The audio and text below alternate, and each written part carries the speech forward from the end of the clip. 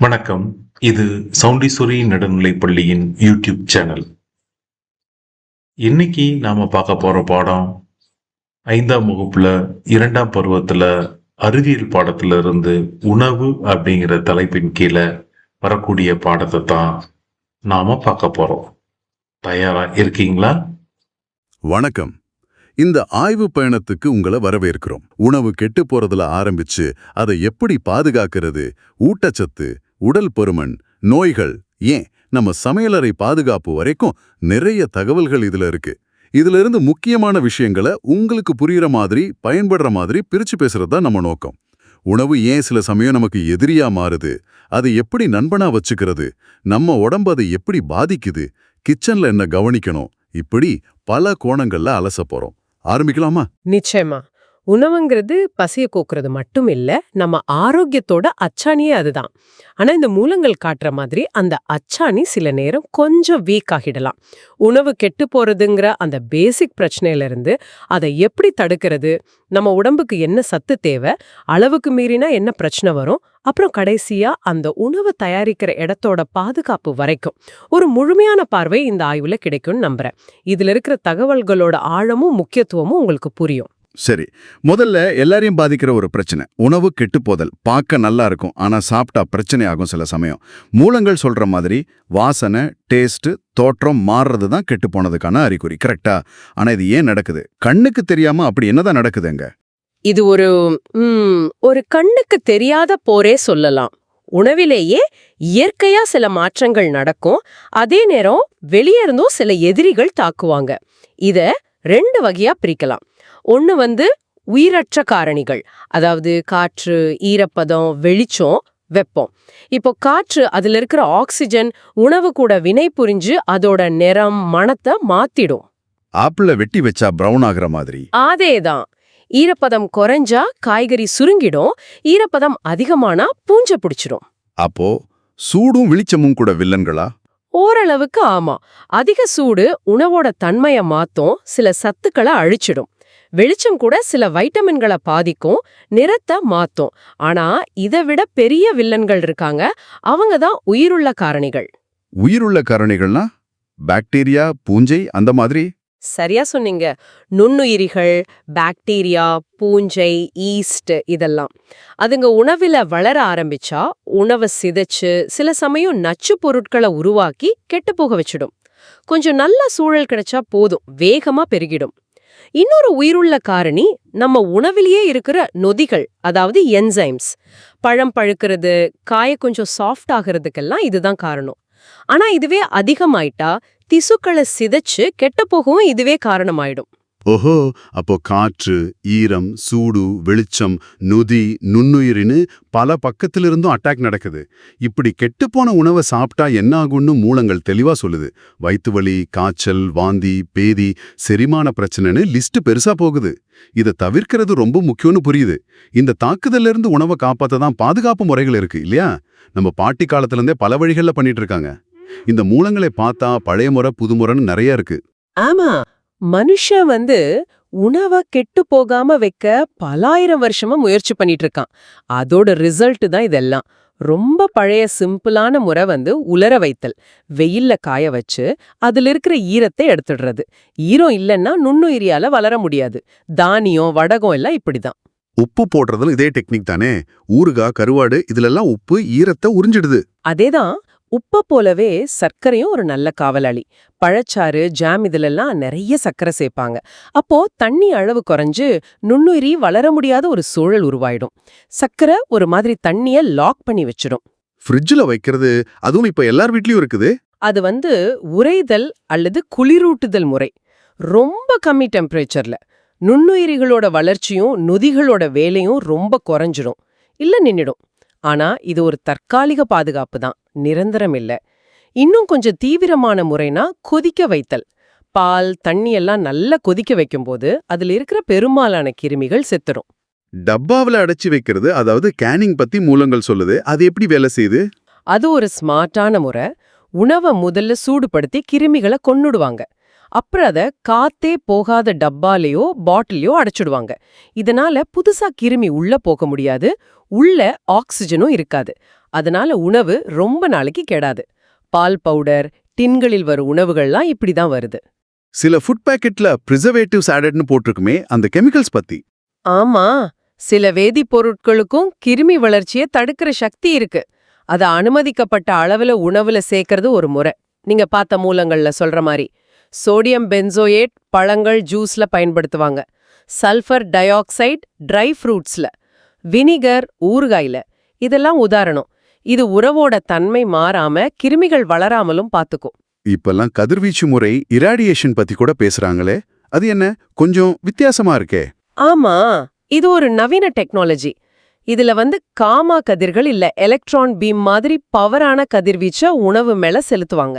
இந்த கதிர்வீச்சு உணவுல இருக்கிற பாக்டீரியா, பூஞ்சை, பூச்சிகளோட டிஎன்ஏவை டேமேஜ் பண்ணிடும்.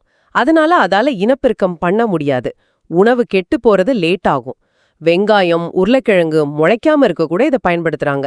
இதுல ஒரு முக்கியமான விஷயம் என்னன்னா, இந்த முறையில உணவோட சத்தோ சுவையோ பெருசா மாறாதுன்னு சொல்றாங்க. கேட்கவே இன்ட்ரெஸ்டிங்கா இருக்கு. இத்தனை முறைகள் இருக்குன்னா உணவு பாதுகாப்பு எவ்வளவு முக்கியம்னு தெரியுது. மூலங்கள் சொல்ற மாதிரி இது உணவு வீணாகிறத தடுக்குது. சில உணவுகள் வருஷம் முழுக்க கிடைக்க உதவுது. முக்கியமா கிருமிகளால வர்ற நோய்கள்ல இருந்து நம்மள பாதுகாக்குது. அதனால தான் கடையில வாங்குற பாக்கெட்ல எக்ஸ்பைரி டேட் பார்க்கறது ரொம்ப ரொம்ப முக்கியம். சரி, உணவை பாதுகாத்துட்டோம். அடுத்த கேள்வி, அந்த உணவு நம்ம உடம்புக்கு என்ன செய்யுது? இங்கதான் சரிவிகித உணவு, உடல் பருமன், ஊட்டச்சத்து குறைபாடுன்னு சில விஷயங்கள் வருது. சரிவிகித உணவுன்னு சொல்றோமே, சிம்பிளா சொன்னா அது என்ன? ரொம்ப எளிமையா சொன்னா, நம்ம உடம்பு நல்லா இயங்க வளர தேவையான எல்லா சத்துக்களும், கார்போஹைட்ரேட், புரோட்டீன், கொழுப்பு, வைட்டமின், தாது உப்பு, தண்ணீர், நார்ச்சத்து, இது எல்லாமே சரியான அளவுல சரியான விகிதத்துல கலந்திருக்கிறது தான் சரிவிகித உணவு. இதை ஈஸியா புரிய வைக்கத்தான் உணவு கோபுரம், அதாவது ஃபுட் பிரமிட்னு ஒன்னு இருக்கு. எதை நிறைய சாப்பிடணும், எதை கம்மியா சாப்பிடணும்னு அது காட்டும். எல்லாருக்கும் ஒரே மாதிரி உணவு போதுமா? குழந்தைங்க, பெரியவங்க, கஷ்டப்பட்டு வேலை செய்யறவங்க எல்லாருக்கும்? நிச்சயமா இல்ல. ஊட்டச்சத்து தேவை ஆளுக்காள் மாறும். உங்க மூலங்கள்ல சொல்ற மாதிரி வயசு, பால், செய்யற வேலையோட கடுமை இதெல்லாம் பொறுத்து அது மாறும். உதாரணமா, வளர்ற குழந்தைங்களுக்கு எலும்பு, தசை வளர்ச்சிக்கு புரோட்டீன் அதிகம் வேணும். அதே மாதிரி ரொம்ப ஹார்ட் ஒர்க் பண்றவங்களுக்கு நிறைய எனர்ஜி தேவை. அப்போ அவங்களுக்கு கார்போஹைட்ரேட்டும் கொழுப்பும் கொஞ்சம் கூட தேவைப்படும். முக்கிய சத்துக்கள் எந்தெந்த உணவுல இருக்குன்னு சில உதாரணங்கள் சொல்லுங்களேன். கார்போஹைட்ரேட் எனர்ஜிக்கு தானியம், அரிசி, கோதுமை, கிழங்கு, பழம், தேன், கரும்புல அதிகம். புரோட்டீன் உடம்பு வளர, ரிப்பேர் பண்ண பருப்பு வகை, சோயாபீன்ஸ், பால், முட்டை, மீன், இறைச்சில நல்லா இருக்கு. கொழுப்பு எனர்ஜியை சேமிக்க, சில வைட்டமின்களை கரைக்க தேவை. எண்ணெய் வித்து, நெய், வெண்ணெய், முட்டை மஞ்சள் கரு, இறைச்சில கிடைக்கும். வைட்டமின்களும் தாது உப்புகளும் ரொம்ப முக்கியம். இது கீரை, காய், பழம், பால், முட்டையில நிறைய இருக்கு. உங்க மூலங்கள்ல பொன்னாங்கண்ணி கீரை, சேலைக்கீரை மாதிரி மலிவான ஆனா சத்தான கீரைகள் பத்தி சொன்னது ரொம்ப நல்ல விஷயம். அதுல தாது உப்பு, வைட்டமின், நார்ச்சத்து ஏராளம். ஒருவேளை இந்த சத்துக்கள் தேவைக்கேத்த மாதிரி கிடைக்கலைன்னா அப்பதான் குறைபாட்டு நோய்கள் வருதா? மூலங்கள்ல பெரிய லிஸ்டே இருக்கே.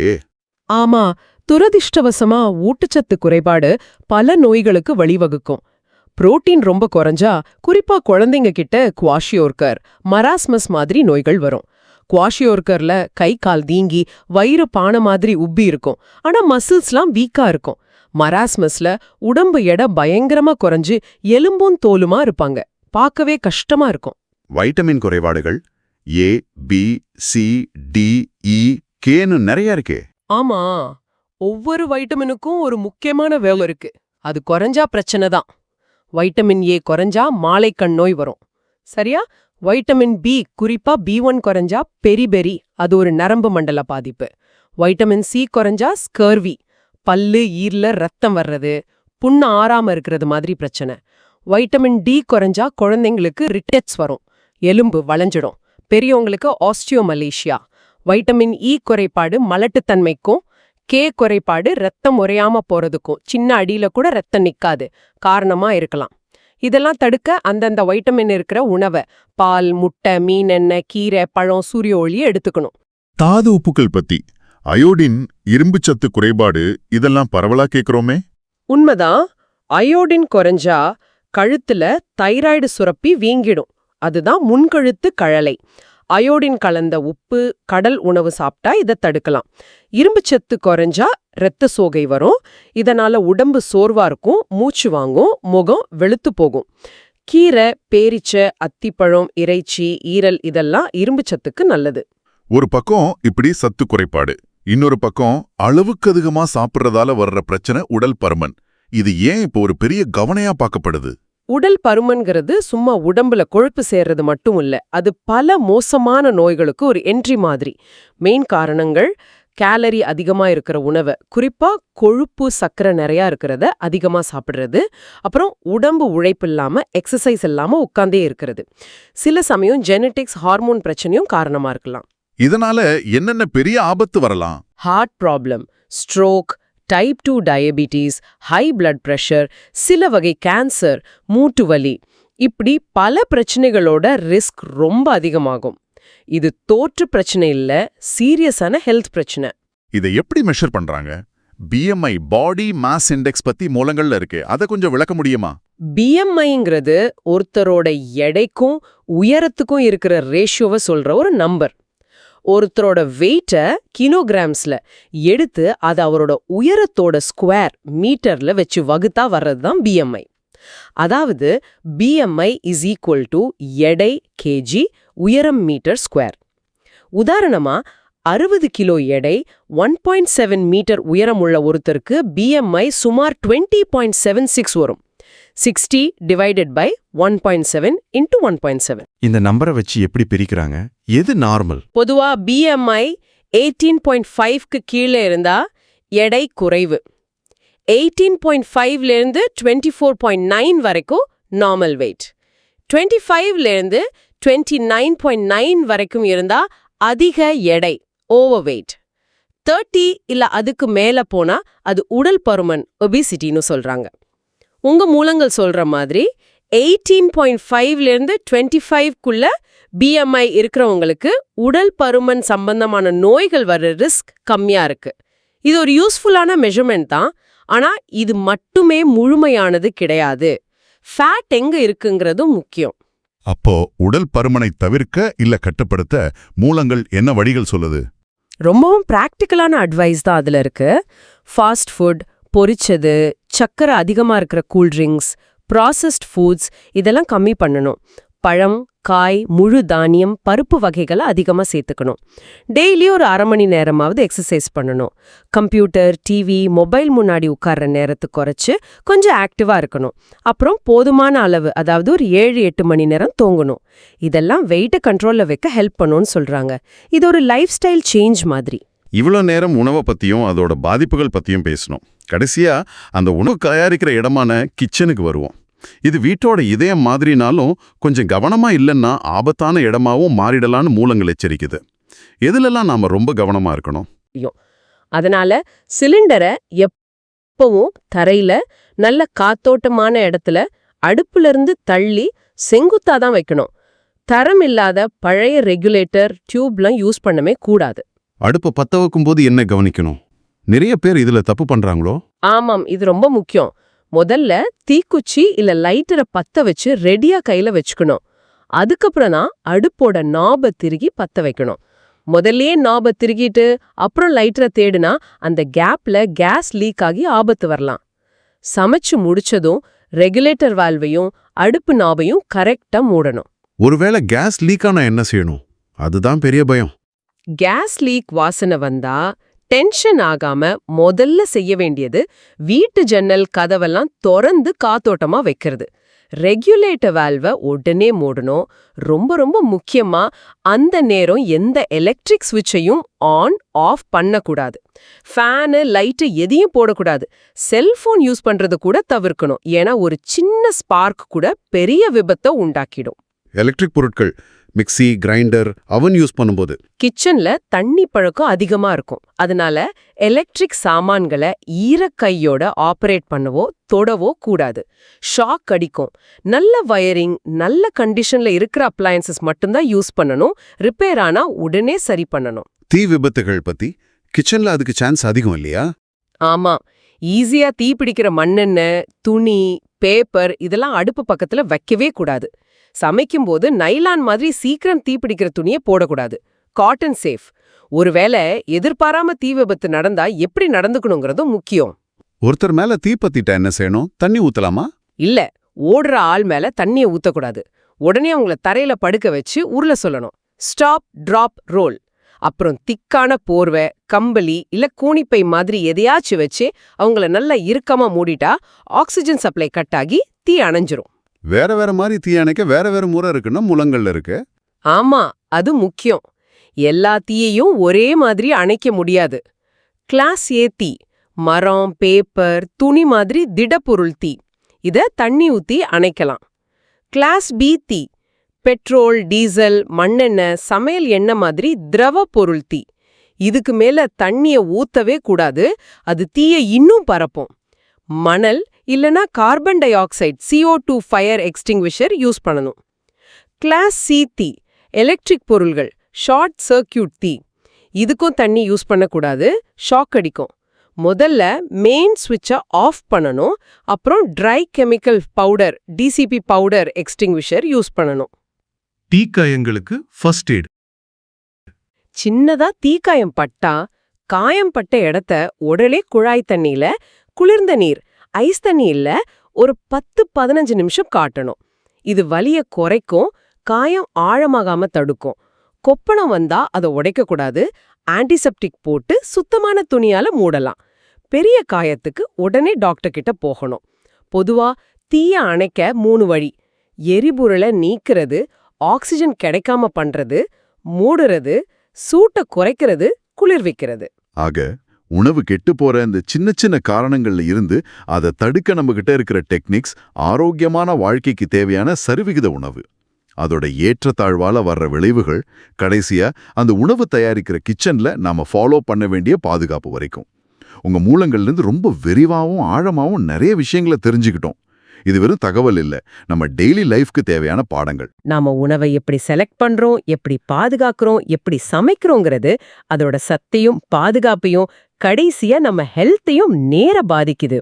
இந்த மூலங்கள்ல இருக்கிற அறிவு நம்ம கையில இருக்கிற ஒரு பவர்ஃபுல் டூல். இதை பயன்படுத்தி நம்ம ஹெல்தியான சேஃபான சாய்ஸஸ் எடுக்க முடியும். இந்த பயணத்தோட இறுதியில உங்களுக்கான ஒரு சிந்தனை. இந்த உரையாடல்ல கதிர்வீச்சு பதனம் மாதிரி நவீன உணவு பாதுகாப்பு டெக்னாலஜி பத்தி பார்த்தோம். ஃபியூச்சர்ல மக்கள் தொகை பெருக்கம், கிளைமேட் சேஞ்ச் மாதிரி காரணங்களால உணவு உற்பத்திக்கும் விநியோகத்துக்கும் இன்னும் நிறைய சவால்கள் வரலாம். அப்போ இது மாதிரி புது டெக்னாலஜிஸ், ஒருவேளை இன்னும் அட்வான்ஸ்டு டெக்னாலஜிஸ்க்கும் நமக்குமான உறவு எப்படி இருக்கும்? அது நம்ம உணவு பழக்கத்தையும் பாதுகாப்பை எந்த அளவுக்கு மாத்தும்? இத பத்தி கொஞ்சம் யோசிச்சு பாருங்க. இந்த ஆழமான ஆய்வுல எங்களோட சேர்ந்ததுக்கு நன்றி.